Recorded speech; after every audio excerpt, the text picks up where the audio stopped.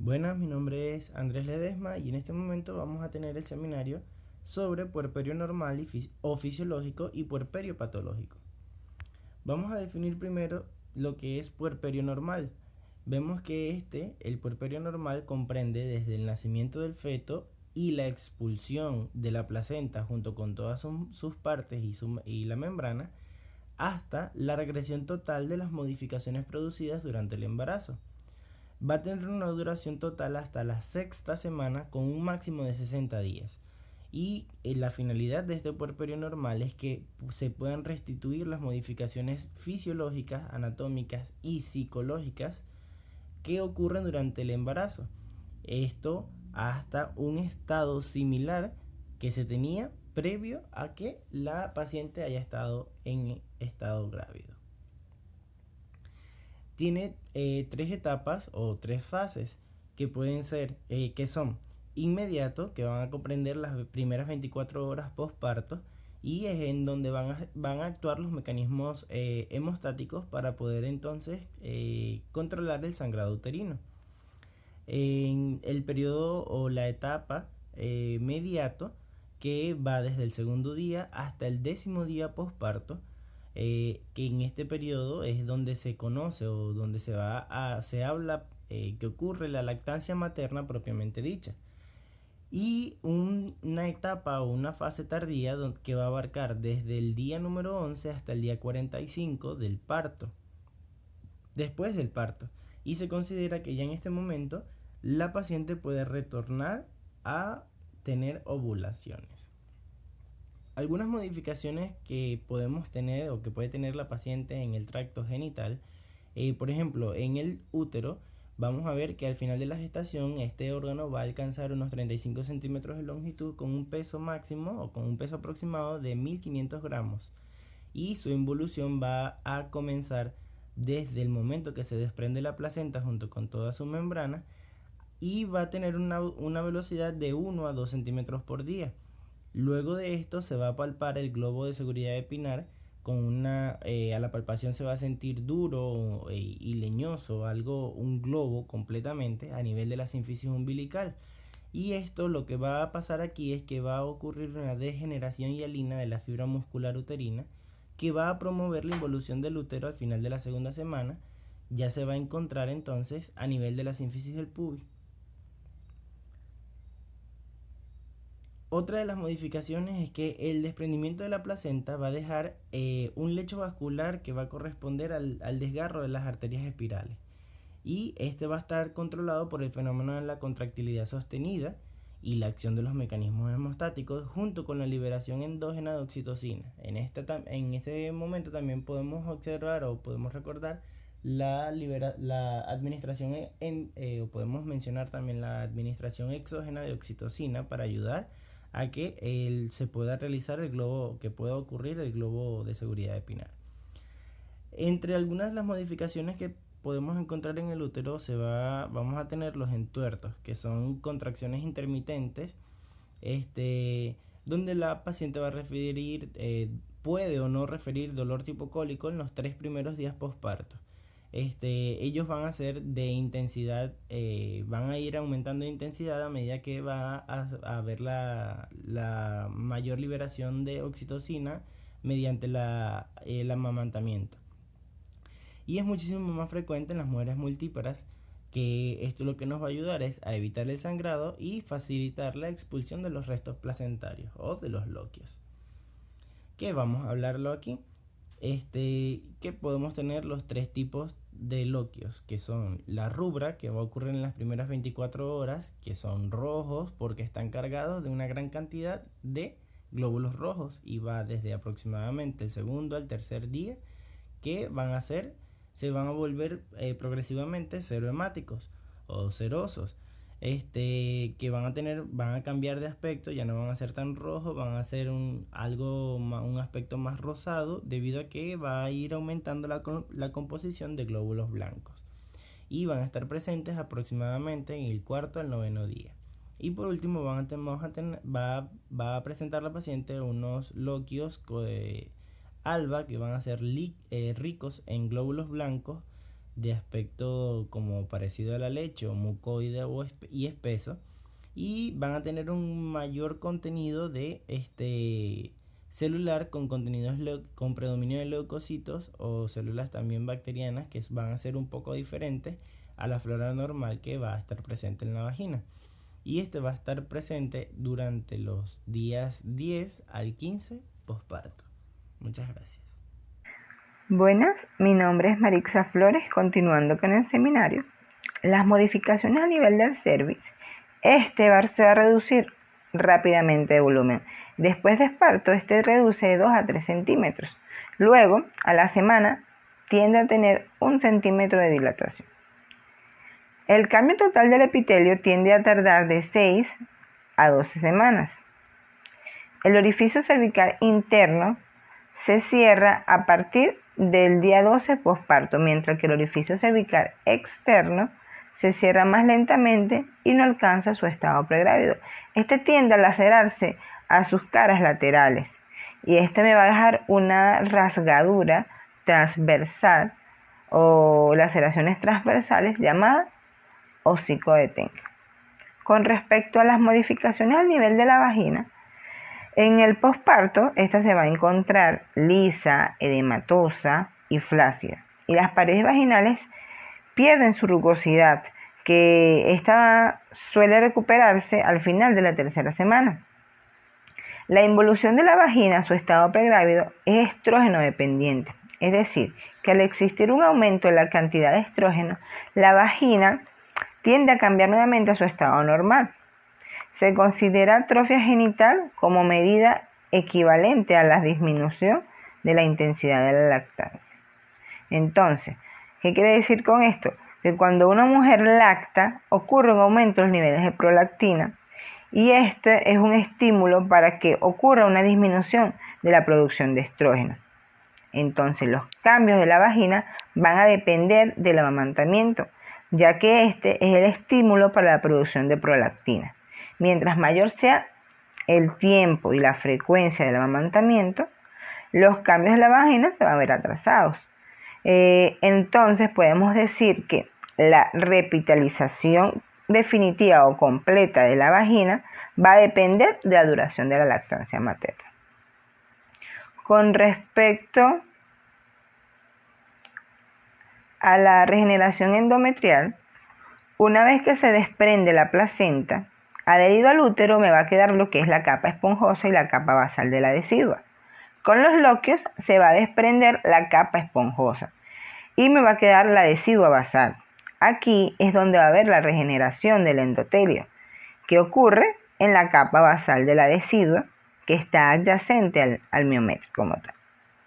La proliferación de los vestigios glandulares endometriales y el estroma del tejido conjuntivo interglandular me va a promover el endotelio nuevo.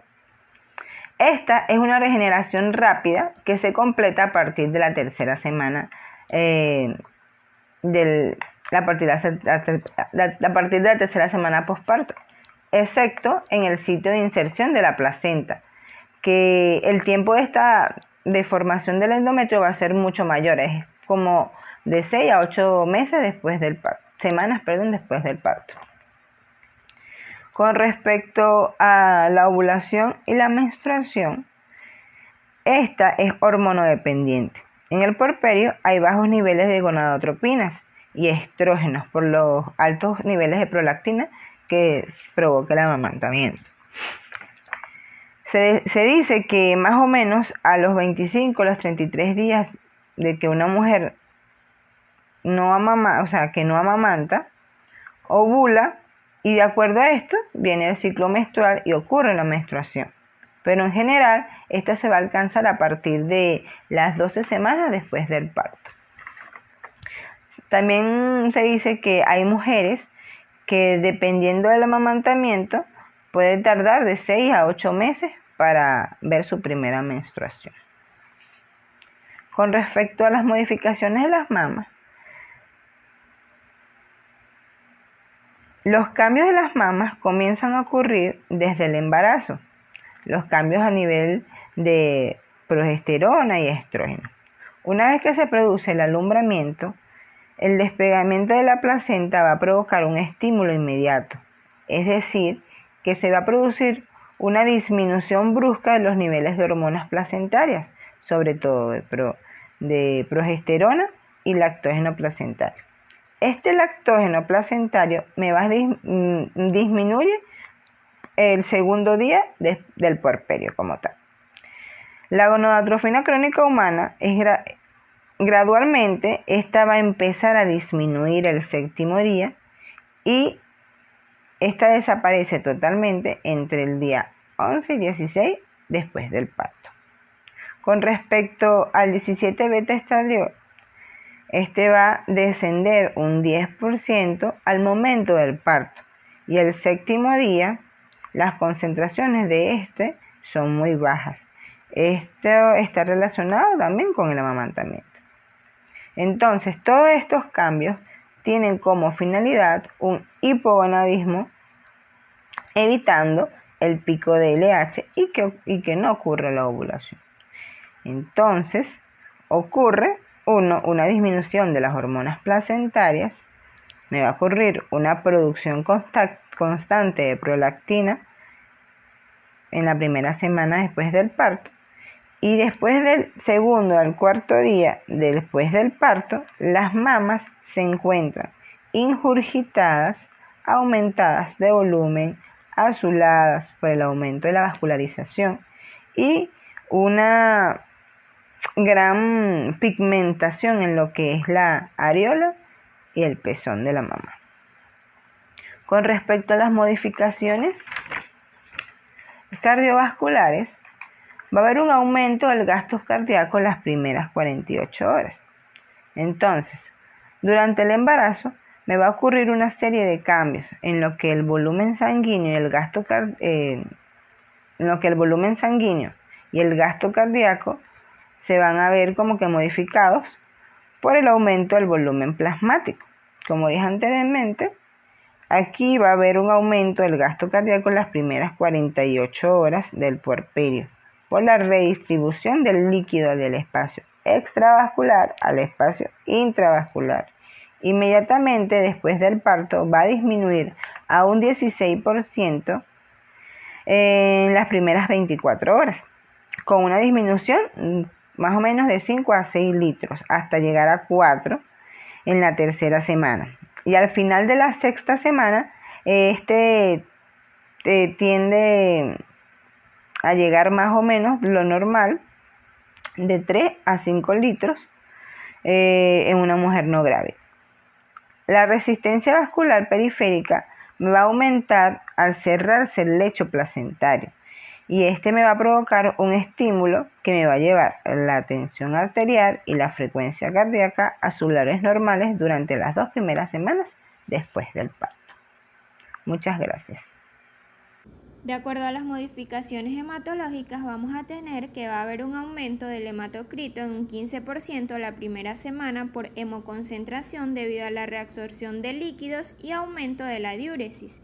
A nivel de los leucocitos, estos van a aumentar por encima de 20.000 células por milímetros cúbicos en el puerperio inmediato. Se normalizarán después de la segunda semana. A nivel de lo que es la coagulación, va a haber una condición procoagulante la primera semana del puerperio que motiva el riesgo de enfermedad tromboembólica. El consumo de los factores de coagulación puede provocar riesgo de hemorragias debido al desprendimiento de placenta, cesáreas, episiotomía, trauma y otros.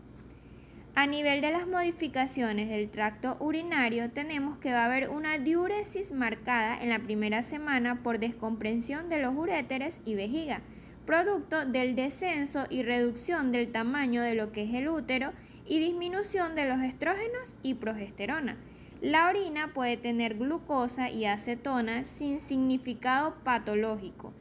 Puede haber insensibilidad de los presorreceptores de la vejiga en las 24 a 48 horas que pueden desarrollar globo vesical. Puede haber incontinencia urinaria por traumas a nivel de piso pélvico, la dilatación de los uréteres y de la pelvis usualmente vuelve a su estado pregravídico entre 4 y 8 semanas. Va a haber lo que es un aumento del aclaramiento de urea y creatinina la primera semana por aumento del flujo sanguíneo renal que lleva a un incremento de la filtración glomerular. En lo que respecta a las modificaciones metabólicas, puede haber disminución de lo que es el colesterol y los triglicéridos por disminución de la degradación de hormonas sexuales esteroideas el segundo día del puerperio.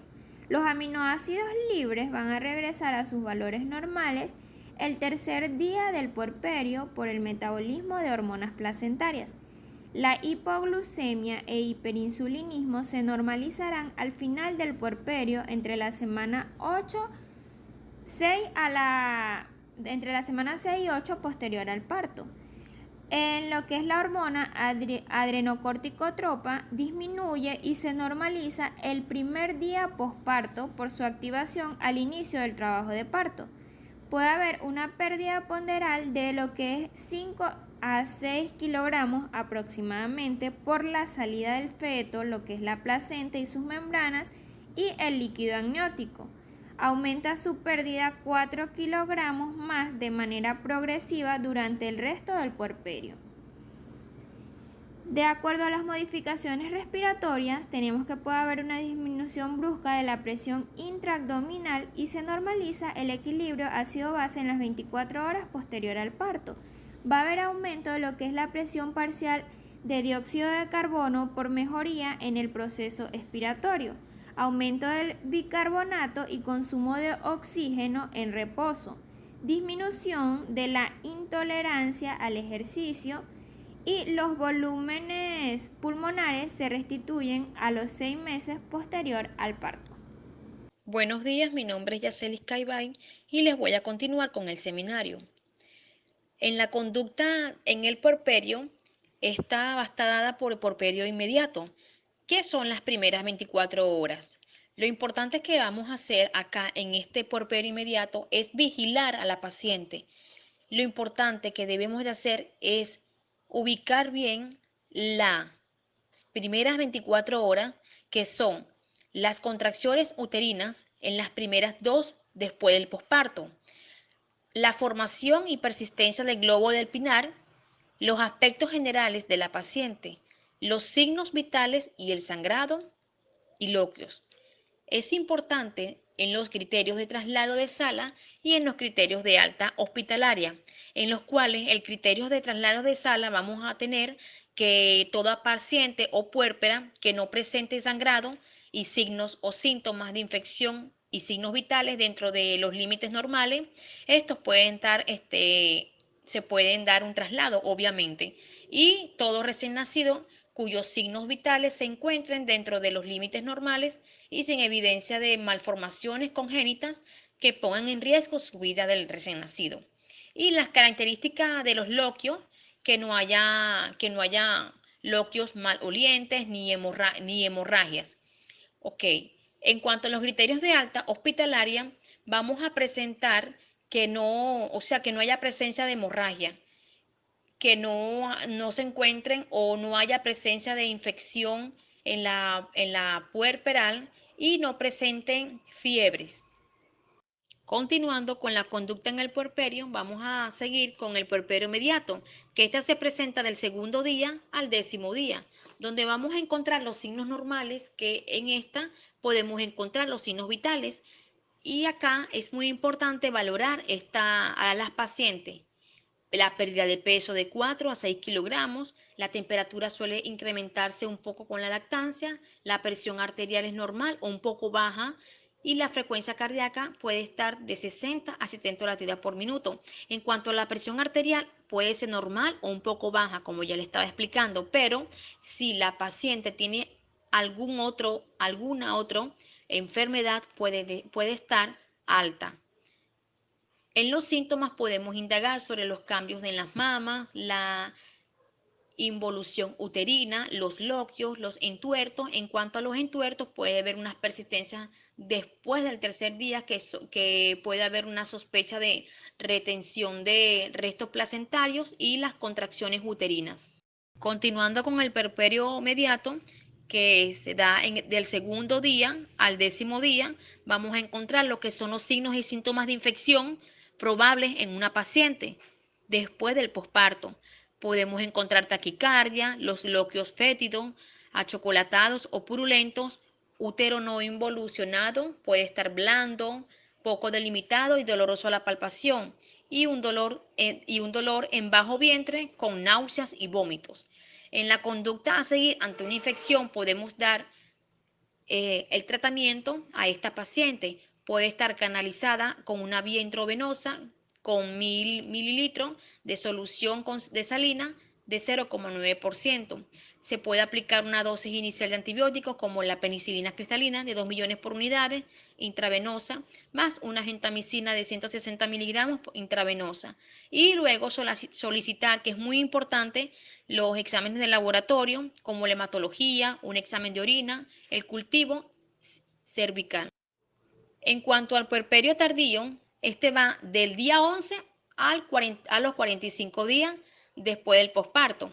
Se recomienda realizar una revisión ginecológica posparto al finalizar la sexta semana.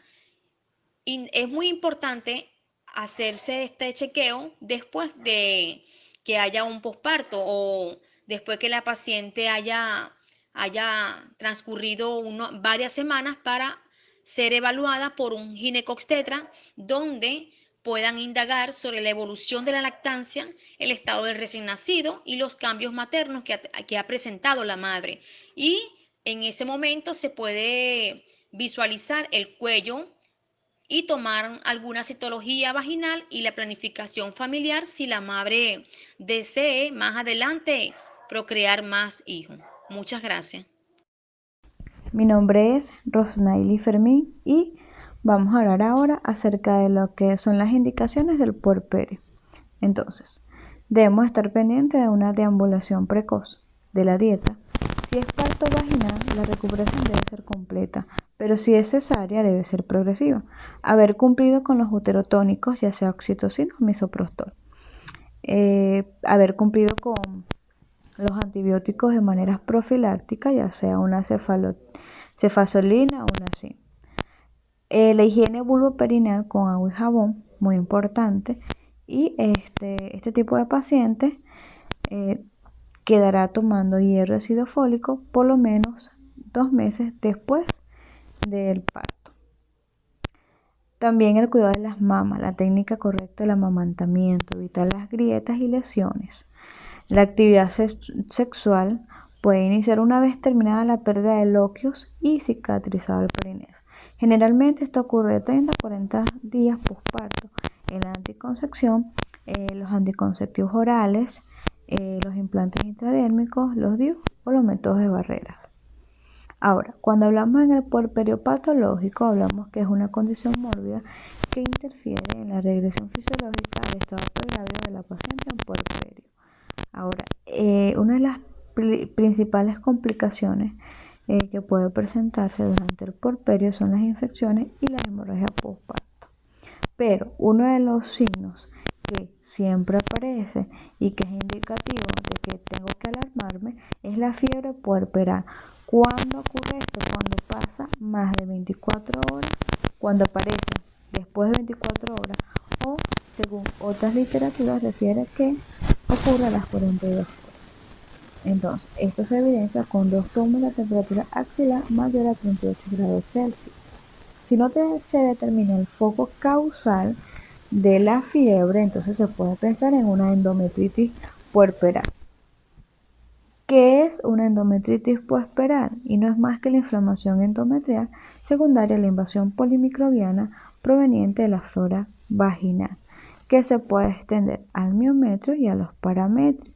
¿Y cuáles van a ser los factores de riesgo? Bueno, las RPM de larga duración, que son las ruptura prematura de membrana, los coriamnionitis, el trabajo de parto prolongado, los números de tactos vaginales, que son más de 5, la extracción manual de la placenta, la falta de uso profiláctico de antibióticos necesarios y parto prematuro. Muchas gracias. Buenas tardes, días, mi nombre es Sandra Hernández y ahora vamos a continuar hablándole acerca de los agentes causales de la endometritis puerperal. En cuanto a los bacterias cocos gram positivos, tenemos los más frecuentes: Streptococcus pyogenes, Staphylococcus aureus, Streptococcus agalactiae y Staphylococcus epidermidis.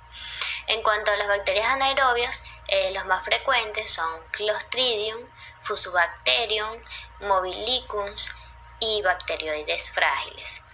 Y en cuanto a los agentes causales gram negativos más frecuentes, tenemos Gardnerella vaginalis, Escherichia coli, Klebsiella pneumoniae y Proteus mirabilis.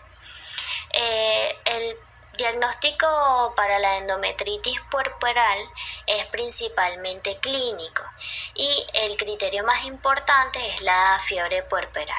Pero tenemos otros criterios que nos permiten diagnosticar este tipo de patología, y entre estos tenemos los criterios locales, donde el paciente puede presentar dolor abdominal, hipersensibilidad uterina, útero subinvolucionado doloroso, loquios abundantes y fétidos, secreciones purulentas y cervix abierto. En cuanto a los criterios sistémicos, el paciente o la paciente puede presentar escalofríos y anorexia.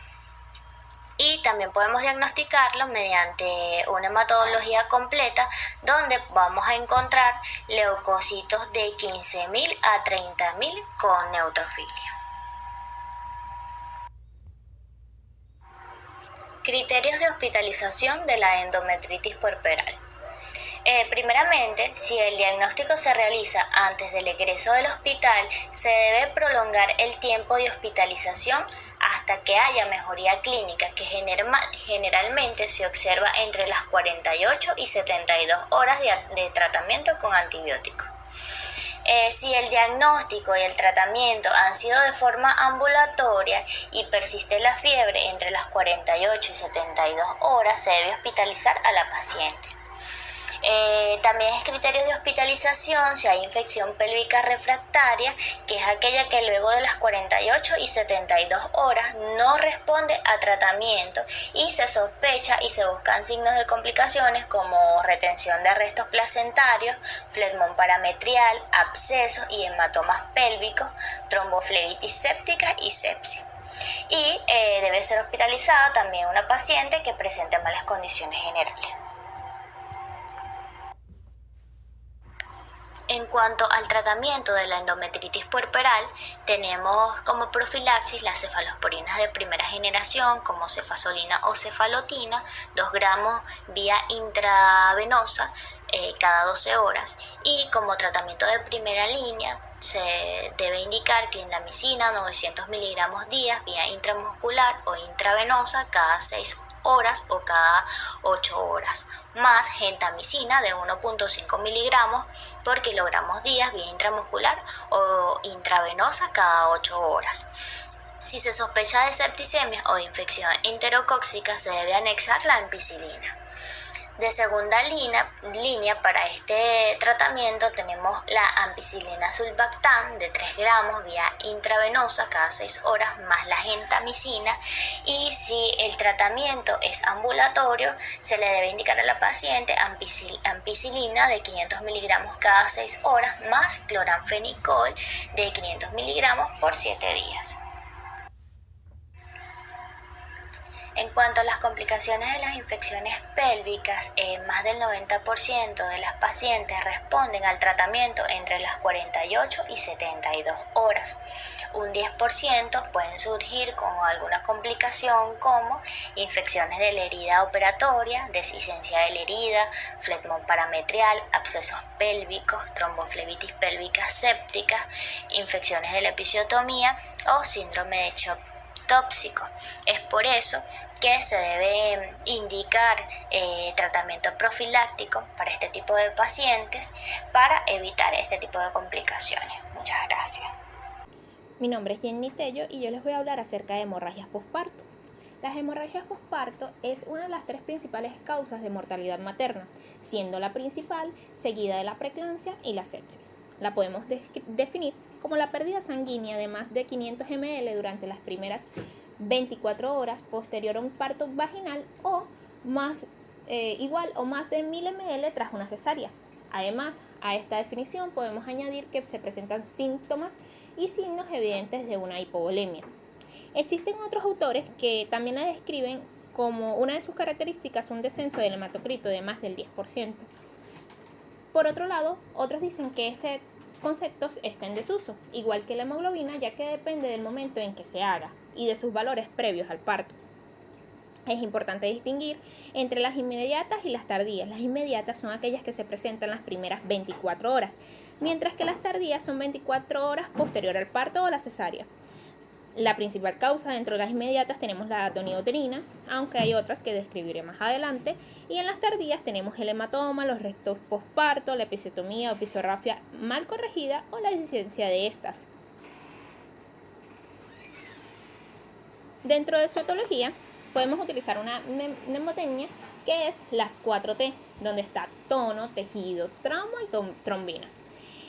El tono sería la tonioterina, que representa un 70%. El trauma es el trauma de las lesiones del canal genital, inversión o rotura uterina. Los tejidos, retención de tejidos placentarios o retención del producto de la concepción. Y la trombina es una alteración en la coagulación, que es la menos frecuente de estas 4.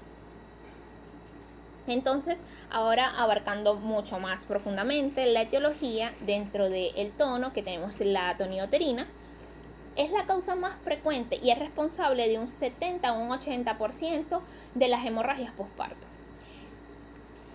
Dentro de los factores de riesgo tenemos la sobredistensión uterina por la gestación múltiple, hidroamnios o feto macrosómico, uterorelajantes, que son fármacos que vamos a utilizar como los tocolíticos, anestésicos, nifedipino, AINES, entre otros, la corionemnitis, que es una ruptura prematura de membrana, la fiebre o la fatiga uterina, que es el agotamiento muscular que puede darse por un parto prolongado o por un parto muy rápido, y también por una gran multiparidad.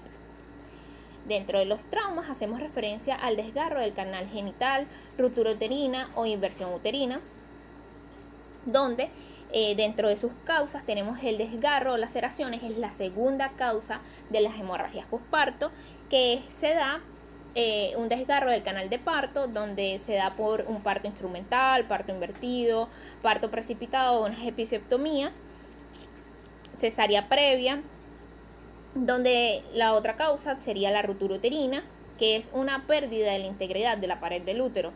Dentro de sus causas tenemos una cesárea previa, parto instrumental, oxitóxicos, hiperhidramnios. Las rupturas asociadas a traumatismos externos son excepcionales. Aparte de la ruptura uterina, también tenemos la dehiscencia uterina. La dehiscencia uterina vamos a definirla como la separación de la capa miometrial que se asienta sobre la cicatriz uterina previa, que esta dehiscencia se va a dar en la cicatriz de la cesárea. Y por último, dentro de los traumas tenemos la inversión uterina, es muy poco frecuente, se atribuye a una excesiva tracción del cordón y presión sobre el fondo uterino, que es cuando se realiza la maniobra de Credé. Sus factores de riesgo tenemos el acretismo placentario o, como les digo, el alumbramiento manual. Dentro de los tejidos tenemos la retención de tejido, donde está tejidos placentarios o coágulos. La salida de la placenta tiene lugar los primeros 30 minutos posterior al parto. Si no es así, podría tratarse de una placenta que se encuentra adherente por una implantación anormal. Puede ser acreta, increta o percreta. Entonces, los factores de riesgo sería el acretismo placentario o las cesáreas previas. Y dentro de las alteraciones de la coagulación, en la mnemotecnia se utiliza trombina. Son coagulopatías congénitas o adquiridas durante el embarazo. Dentro de las congénitas, cuando vamos a sospechar de estas, cuando desde la menarquia la paciente está teniendo problemas con su sangrado, con su menstruación, cuando es una paciente que posterior a una cirugía o a la extracción de una pieza dentaria tiene demasiado sangrado. Las causas más frecuentes son la enfermedad de von Willebrand o la hemofilia tipo A y B. Mientras que las adquiridas Vamos a tener la preeclampsia grave, el síndrome de Hell, embolia de líquido amniótico, sepsis, entre otras. Y finalmente tenemos otras causas, que es una edad materna avanzada, miomatosis uterina, y cuando también podemos sospechar que estamos teniendo una hemorragia posparto cuando en partos anteriores la paciente ha presentado alguna. Buenas, ya para finalizar el seminario, mi nombre es Aurimar Zambrano y yo les voy a hablar ahora de las medidas profilácticas. Estas medidas profilácticas las vamos a dividir en 3 pasos. El primero en prever, el segundo en prevenir y el tercero en prepararse. Cuando hablamos de prever, vamos a hablar aquí de los factores de riesgo, cuyos factores de riesgo los vamos a subdividir en factores de riesgo bajos, moderados y altos. Cuando nos referimos a los bajos, vamos aquí a mencionar pacientes que hayan tenido menos de 4 partos anteriores, pacientes sin antecedentes de hemorragia posparto, sin cicatrices uterinas anteriores y sin antecedentes de coagulopatías. Cuando hablamos de un factores de riesgo moderado, aquí vamos a mencionar mayor a 4 partos anteriores, sobredistensiones uterinas, fibromatosis uterina, infecciones asociadas a rupturas prematuras de membrana y coroamionitis, y el uso prolongado de sulfato de magnesio y el uso prolongado de oxitocina. Cuando hablamos de factores de riesgo alto, aquí vamos a mencionar el acretismo placentario, hemorragias de la segunda mitad del embarazo, patologías de la coagulación conocida, preeclampsias, las anemias con hematocrito menor a 30%, antecedentes de hemorragia postparto. Cuando hablamos de la parte que viene a ser de prevenir, o la segunda etapa de las medidas profilácticas, aquí vamos a hablar del manejo activo del alumbramiento, que aquí incluye la administración de la oxitocina, que se debe de realizar vía intramuscular 10 unidades en la cara anterior del muslo. Esta se debe colocar cuando se desprende el hombro anterior del bebé. También se deben de colocar 10 unidades vía endovenosa preparar en 500 cc de solución y pasar a razón de 21 gotas por minuto. Esta infusión se debe de iniciar con el pinzamiento tardío del cordón, cuyo pinzamiento tardío del cordón se debe de hacer entre 1 minuto y 3 minutos posterior a la salida del feto, después de una tracción controlada y pasiva del cordón.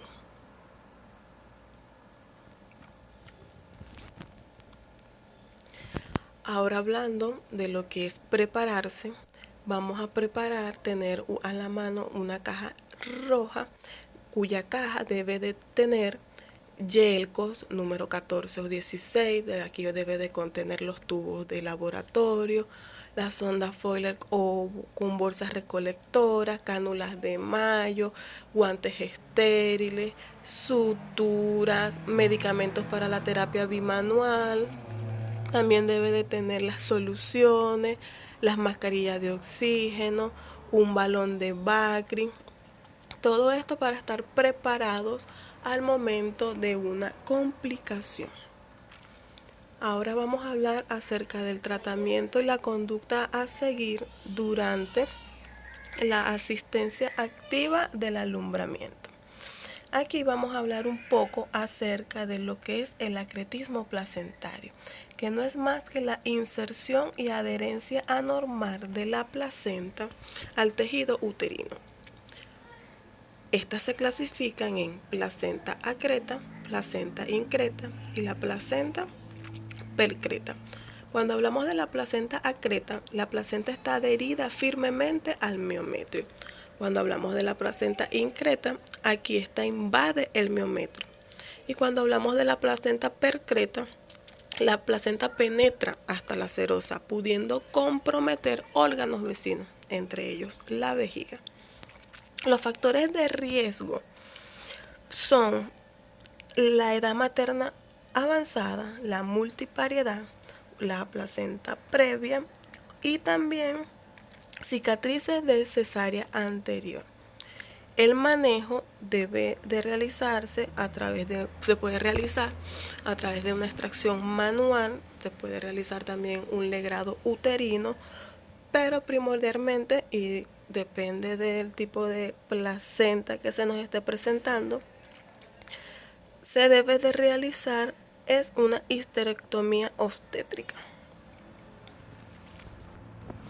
Ahora hablando del manejo y la conducta en el posalumbramiento, aquí debemos de hacer una buena inspección, una buena palpación, también se debe de realizar un tacto bimanual, porque aquí son las diversas complicaciones que se nos pueden presentar post el alumbramiento. La primera de ellas es una atonía uterina que se nos puede presentar, y esto no es más que la incapacidad del útero de contraerse después del alumbramiento. Para corregirlo, se debe llevar a cabo de forma simultánea un masaje bimanual uterino y el uso de fármacos uterotónicos, ya que si persiste la atonía, se puede recurrir a la técnica de taponamiento uterino con el balón de Bacri o un balón artesanal. Se debe tener en cuenta que antes de colocar el balón se debe comprobar que no haya retención de restos placentarios en el interior del útero. Ahora vamos a hablar acerca de las lesiones o traumatismos del canal del parto, que serían los desgarros. Aquí los desgarros los vamos a clasificar en incompletos, completos y complicados. Los desgarros incompletos a su vez se clasifican en desgarros de primer grado, segundo grado y tercer grado. Los de primer grado son desgarros que comprenden piel y mucosa de la vulva y la vagina.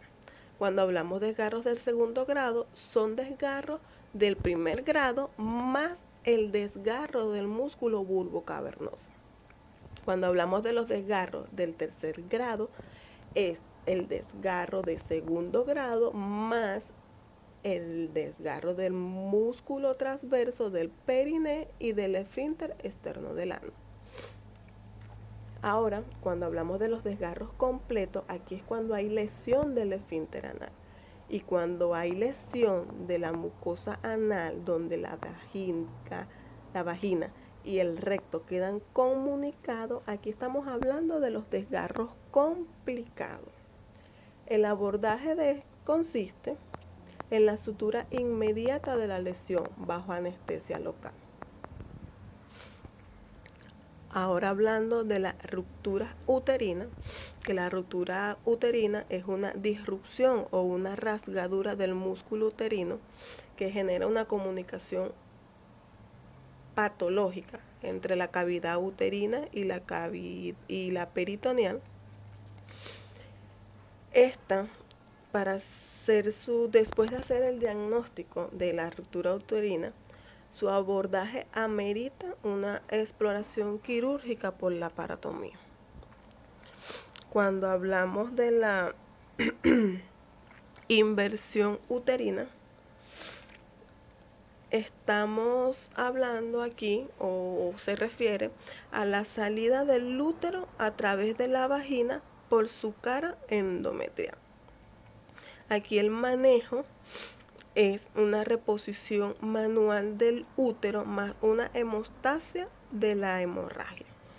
Aquí, si fracasa la reposición manual, se debe realizar de forma quirúrgica.